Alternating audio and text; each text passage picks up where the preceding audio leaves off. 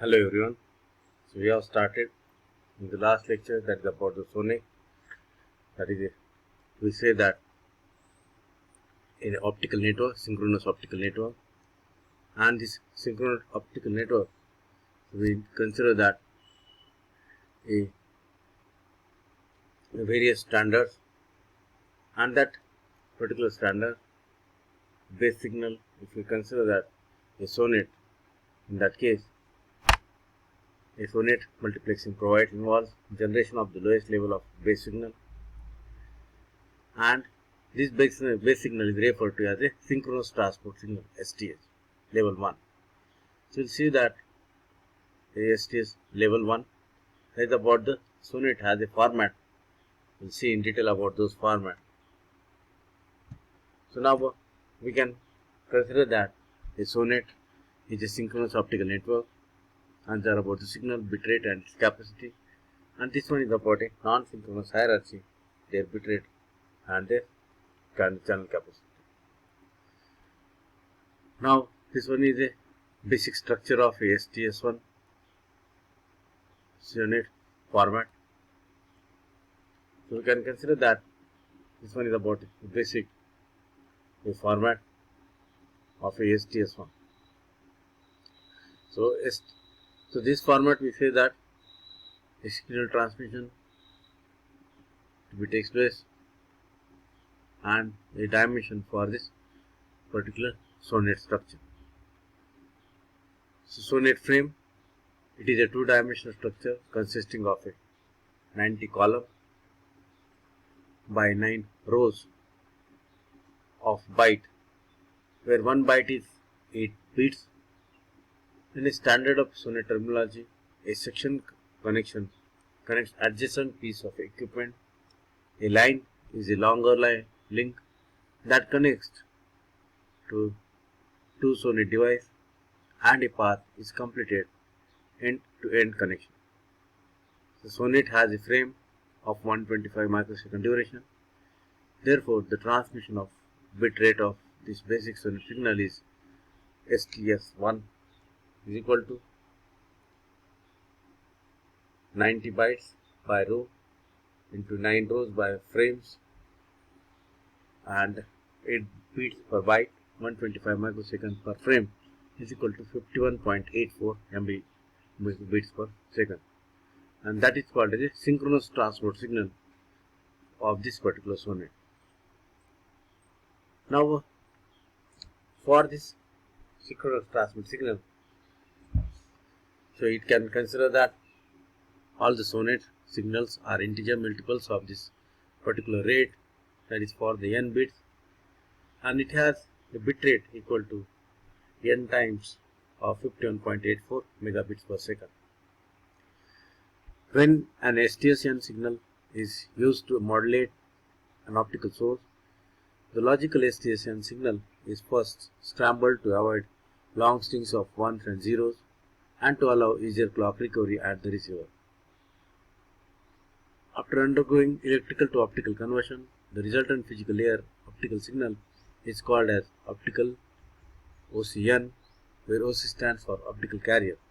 In practice, it has become common to refer to a SONET link as a OCN. So it is work for the range of this 1 to 767. Then we consider here, other than the SONET, a synchronous digital hierarchy here. So for this, we consider the conversion of what is STS here, and that it has a rate of 155.52. It is used generally for the STM1 format. So generally higher rate at STM-M. So and it has a synchronous transport module level 1, and in which that STH uses a standard notation for the STM-N. Here we use a designation of STM-M, that is about level M, and that Values of M supported by the International Telecommunication Unit. That M stands for 1, 4, 16 and 64. And this SONET, these are the equivalent to a SONET optical carrier for N signals, where N is equal to 3 M and N is equal to 3, 12, 48 and 192. So that is about it become a SONET and SDH here. So you can consider that a SONET level and SDH level for this optical carrier level now. So that is about the basic format of SDH and SONET, and this SDH and format, if you consider that it has the 3 columns.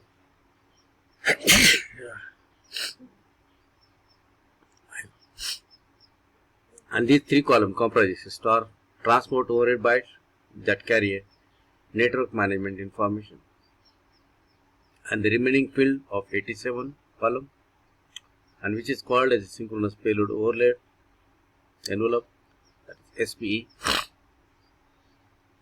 So STS and SONET format and STN STH format here.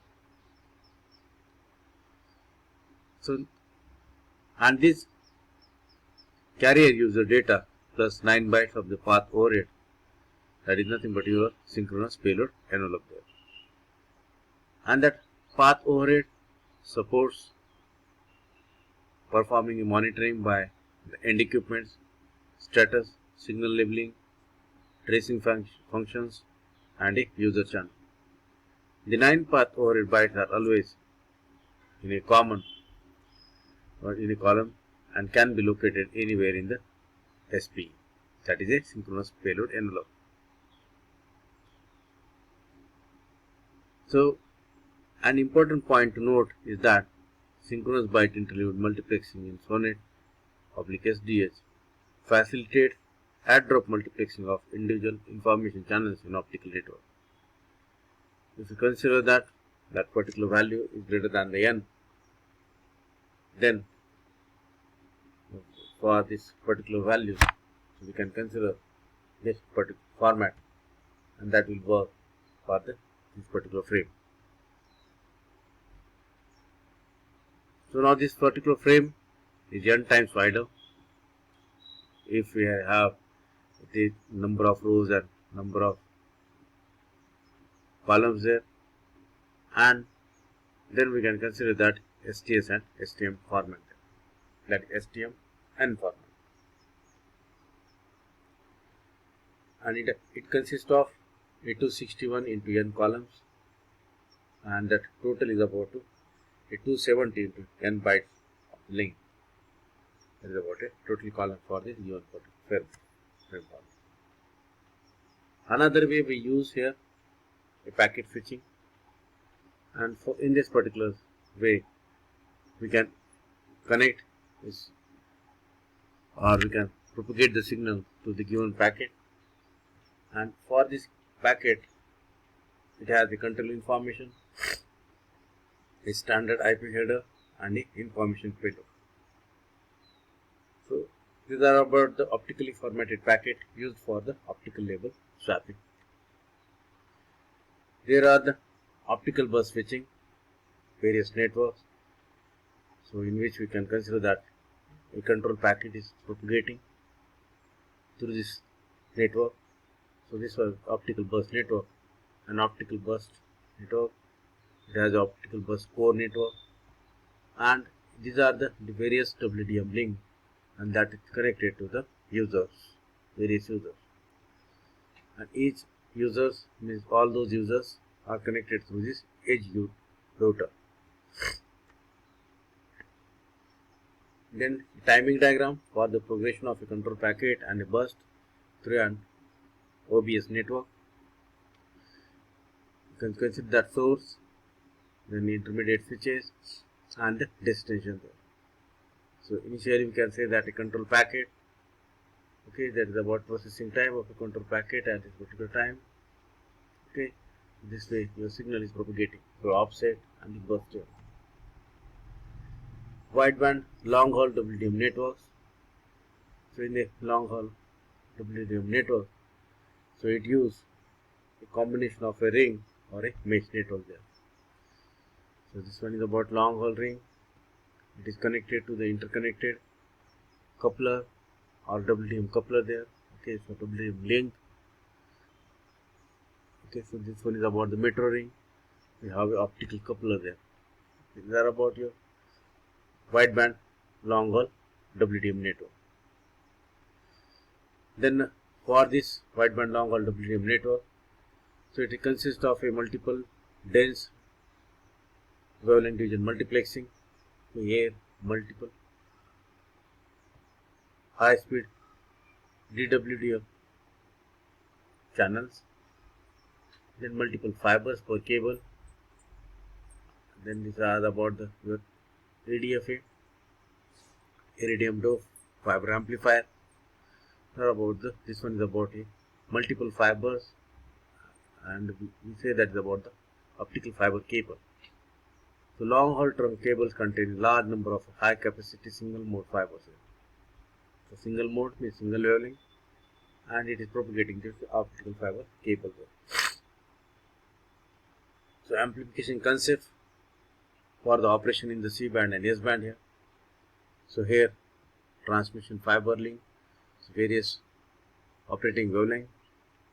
Then pump laser inputs from the Raman amplification, so that we say that amplification of the given particular signal is takes place there. A coupler for this particular pump laser, amplification takes place. Here is a spectral band splitter. It splits that wavelength in terms of various bands. You can say that C band, ADFA and the S band here. So it separates in C band and S band there. C band amplifier, S band amplifier there. Okay. Here is a filter that is separating any other wavelength is propagating through this. So graphical filter we say, you can filter the particular band signal and then combine those band here. That's why wideband spectrum combiner, and we are getting that amplified signal. This is about the wideband long haul communication. Here the same thing, we can consider that.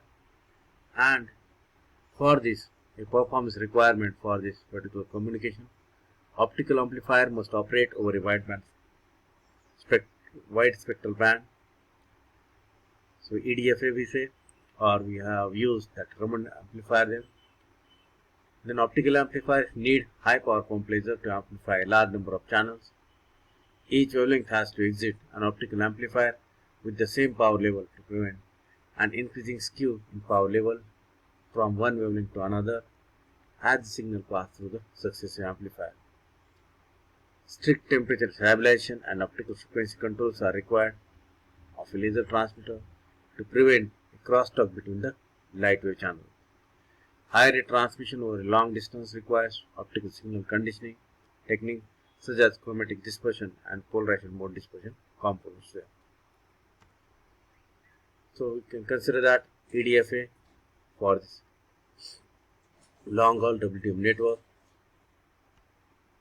Okay, that is about your end of this particular optical network. And in this particular module 6, we have learned that optical network in first part. First part we have seen that optical measurement, and second part we have seen that various optical networks. So that's all about your module 6, and we have completed this particular syllabus. Thank you all.